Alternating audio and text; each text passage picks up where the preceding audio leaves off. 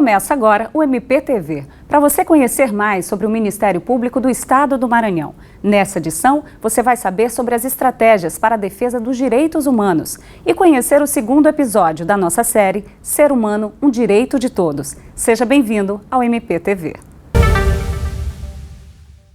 Os planos de atuação em direitos humanos são projetos desenvolvidos pela Administração Superior do MPMA para orientar a atuação do Ministério Público no biênio 2020-2022. Nessa edição, nós vamos conhecer algumas dessas estratégias.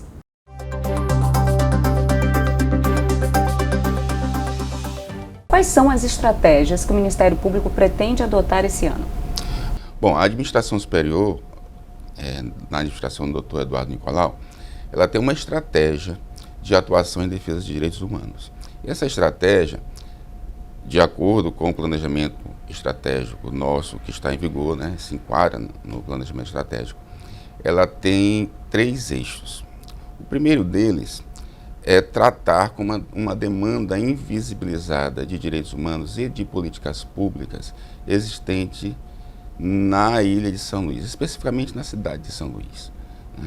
Então, nós vamos instalar 7 promotorias distritais que vão atender 2 critérios. Um é o critério de densidade populacional e alta circulação de pessoas. 2 promotorias serão instaladas com esse critério e 5 outras serão instaladas mediante o critério de hipossuficiência. Nós vamos instalar promotorias distritais dentro de polos, de bairros que são representativos desse tipo de demanda de hipossuficiente em direitos humanos.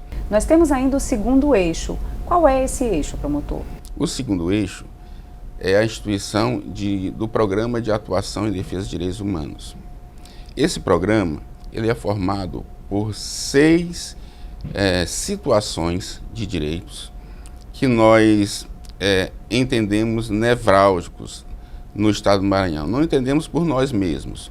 Foi feito um estudo científico, como eu disse, e esse estudo apontou que esses 6 direitos são os mais problemáticos no Maranhão.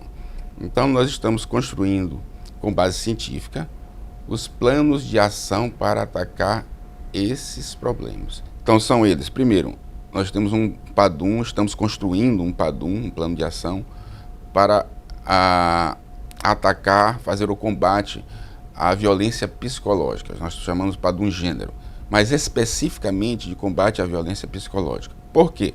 E feminicídio. Porque a violência psicológica, segundo os nossos estudos, ela está na base de toda a cadeia de violência doméstica. Tudo começa na violência psicológica.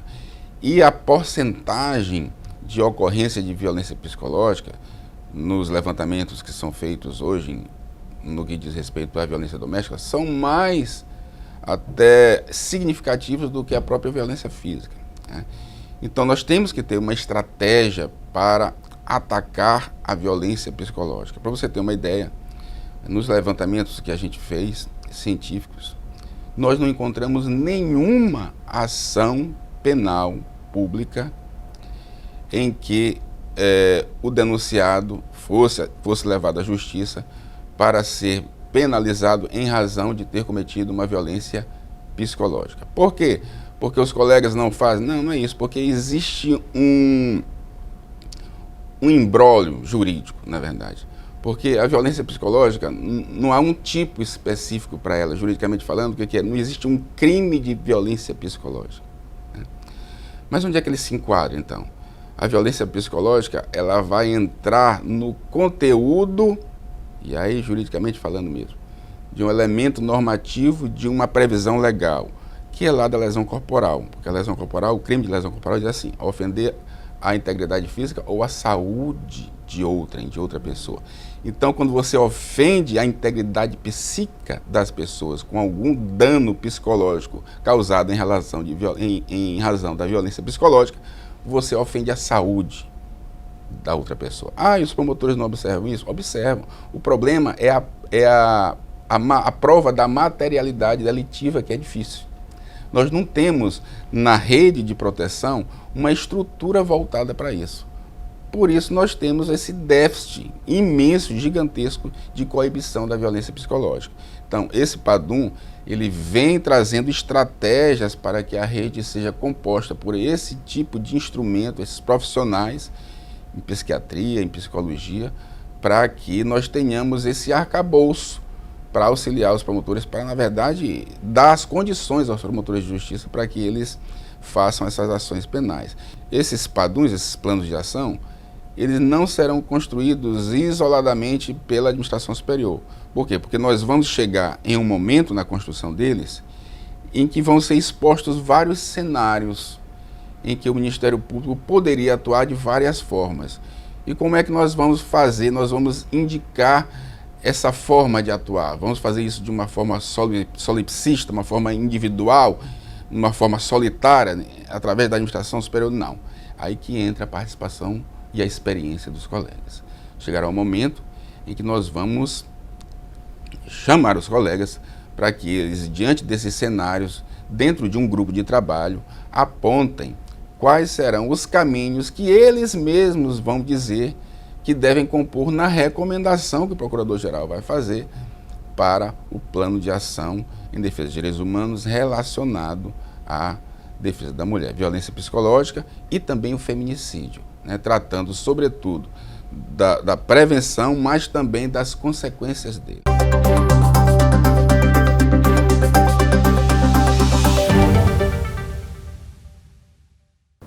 Na segunda parte da entrevista, vamos conhecer os demais planos de atuação e saber de que modo a comunidade pode colaborar no planejamento estratégico do Ministério Público.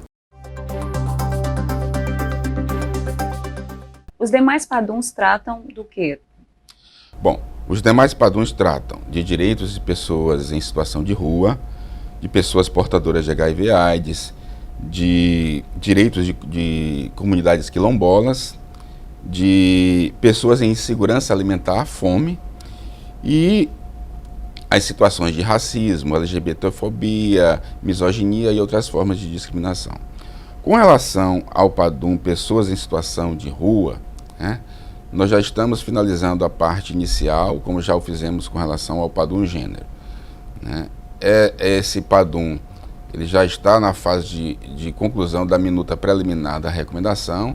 E no dia 8 de março, nós queremos, no Dia Internacional da Mulher, lançar já os grupos de trabalho, pedir que os colegas se habilitem nos grupos de trabalho do PADUM gênero, do PADUM pessoas em situação de rua, para que a gente já trabalhe em cima dos cenários que nós estamos prevendo, cenários problemáticos, que nós temos que construir a atuação juntos, a atuação do Ministério Público para reverter essas situações que são bem complexas.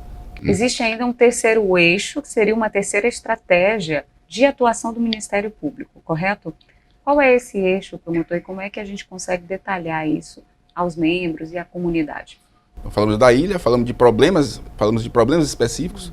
Agora a gente precisa estender essa defesa de direitos humanos, como será feito com as distritais, no Maranhão todo, nas promotorias do Maranhão todo. Como é que isso será feito, né? A proposta da administração é que nós construamos, durante esses 2 anos de administração, uma proposta de normativa, isso também vai ser compartilhado com a classe, em que nós vamos propor o seguinte, que haja, em obediência à resolução número 54 do CNMP, a construção de planos de atuação de cada promotoria de justiça.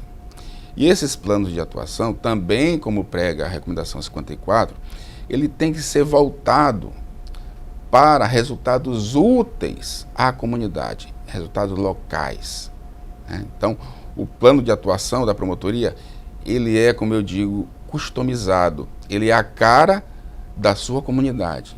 E para ser a cara da sua comunidade, ele precisa começar com uma coisa muito simples, uma escuta social.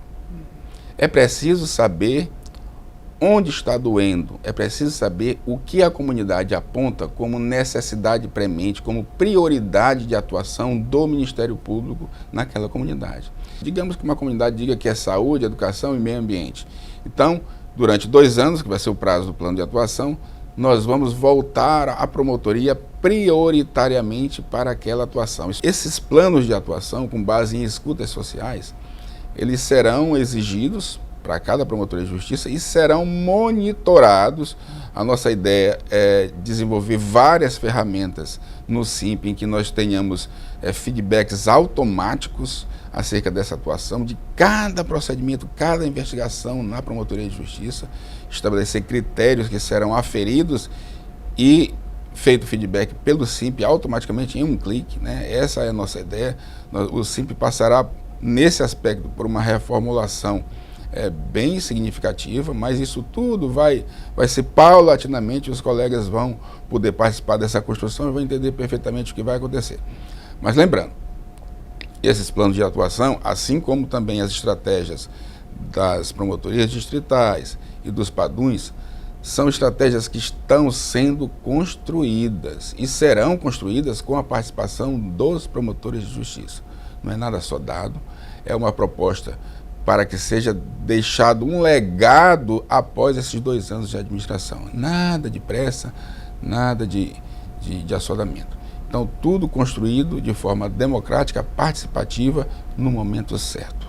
Então, essa é a estratégia nossa de legado mesmo para a instituição, como forma de fazer Ministério Público para a defesa de direitos humanos. No segundo episódio da série Ser Humano, um Direito de Todos, nós vamos falar de cultura da paz. Confira. A intolerância religiosa ou preconceito religioso, como alguns querem dizer, ela não é saudável, né? Ainda mais levando em consideração que a religião é a união de pessoas, né, servindo a um bem comum. É um racismo religioso que vem se manifestar em relação às minorias religiosas ou então contra pessoas que são ateias, agnósticas, enfim, que não professam fé alguma. É claro que nós sabemos que a estrutura da sociedade brasileira é uma estrutura racista, seja do ponto de vista das relações humanas, isso é, das relações entre as pessoas, seja do ponto de vista da estrutura de poder. Mas isso também não é de agora, são mais de 500 anos. E a nossa ancestralidade, os nossos ancestrais, os nossos irmãos mais velhos, os primeiros, os pioneiros trazidos de África para cá, já enfrentaram isso. Sofreram na pele, através da escravidão, mas encontraram uma forma de fazer a sua voz ser reconhecida e ecoar pelos 4 cantos desse país. Justamente a gente observa muitas reportagens que falam sobre o respeito, né? Nunca foi tão falado sobre o respeito. A gente observa que é importante demais nós buscarmos compreender e entender, não só no que tange a questão do racismo em si, mas de uma forma bem global, né?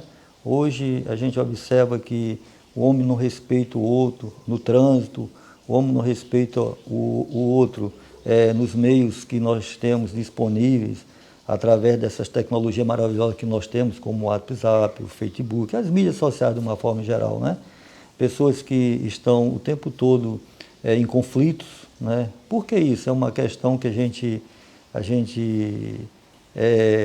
se questiona constantemente. Por que isso? E aí a doutrina espírita, os espíritos, eles nos trazem uma informação preciosíssima. Eles falam para a gente que o pai da chaga de toda a humanidade se chama o egoísmo. Ou seja, o ser humano ainda é muito egoísta.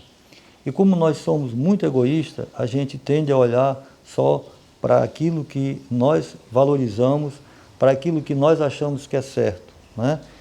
E aí o nosso amado Mestre Jesus, ele chega com aquela informação muito básica. Inclusive nós falamos muito isso. Não é a doutrina espírita em si, mas a gente pode trazer o Evangelho do Cristo, onde ele faça para o outro aquilo que você gostaria que o outro fizesse para você. Precisamos ter esse equilíbrio de respeitar, né? Podemos até não concordar com doutrinas, dogmas, né, costumes, práticas de outras religiões, mas nós podemos respeitar, né? Cada um, como diz o ditado, cada um no seu quadrado, respeitando, até por sermos o Brasil um Estado laico, né? E temos essa liberdade de expressão, de expressar a nossa religiosidade. Então precisamos ter esse equilíbrio, né? Seja quem for, seja qual for a religião, né? E o próprio Deus, desde o Éden, ele deu livre-arbítrio para o homem, servir ou não servir a ele, certo? Ele deixou o homem bem à vontade. Deus, ele não criou robô, ele criou homens capazes de tomar decisões, né? Com a alternativa de tomar decisões. Então, cada um decide aquilo que quer ser. Porque a gente sabe que, infelizmente, a gente sempre vai ter esse tipo de oposição nessa questão da religiosidade, certo? Então a gente precisa simplesmente entender que cada pessoa, ela tem um pensamento diferente. Como diz o ditado, cada cabeça ela é uma sentença, né? Então a gente tem que ter assim muita compreensão, muita sabedoria para saber administrar essa situação, sem precisar entrar em um conflito.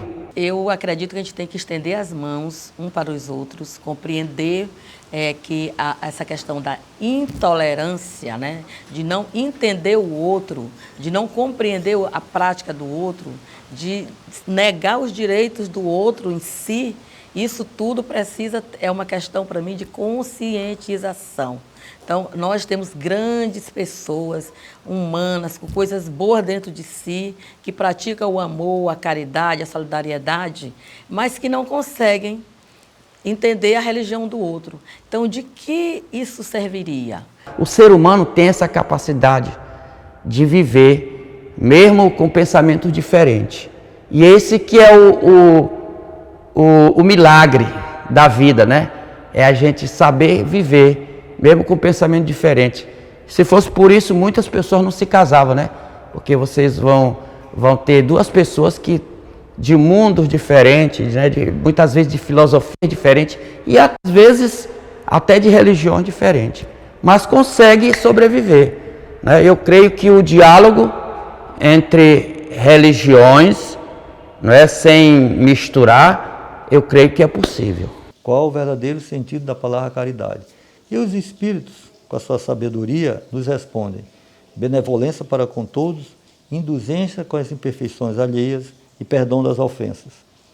E no que tange à indulgência, que seria o quê? Nós aceitarmos o outro como ele verdadeiramente é. Como ele é. E essa que é a nossa grande dificuldade. Mas o que é interessante, engraçado, é que nós queremos, né, e exigimos que o outro nos aceite como nós somos. E aí a caridade passa por essa grande resposta, né, para que a gente possa entender e compreender por que tanta intolerância nesse momento. Então, se nós tivermos caridade para com o nosso semelhante, com certeza essa intolerância ela vai desaparecer. O MPTV fica por aqui. Até o próximo programa.